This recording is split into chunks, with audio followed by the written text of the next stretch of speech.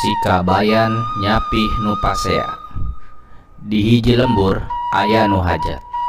Sanggeus ondangan bubar, ditepas aya keneh 5 anu keur parasea.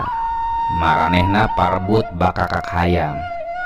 Nu 5 teh lurah, pamajikanana, anakna 2an jeung tua kampung.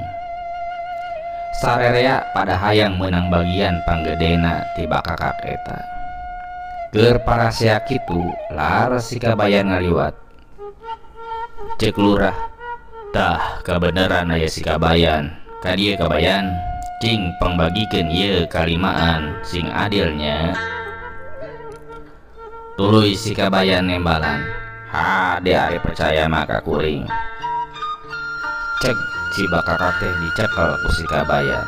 Si kabayan yang hareup ka lurah bari pok ngomong, ieu huluna bagian palurah, kudu ditarima da palurah teh jadi kapala.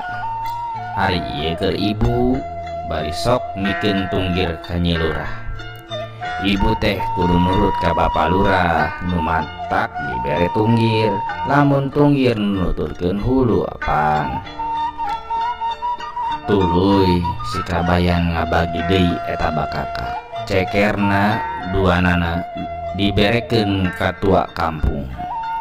Da cenah tukang angkag ingkig dititahan ku lurah eta tua kampung teh. Ari jangjangna dibikeun ka anak lurah sabelah sewang. Pajar teh ambeh lalampar ari geus galede. Nah ayeuna sesa tinggal awakna ngaguruntul ti bakakak eta.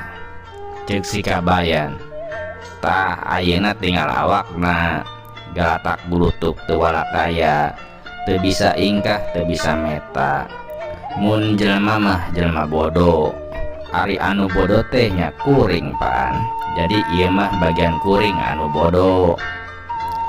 Bari ngomong kitu leos we si kabayan indit. Awak hayam dibungkus ku daun cau. Ceuk si kabayan dina jero hatena, mun unggal poe aya nu parebut bakakak mah meureun aing seubeuy.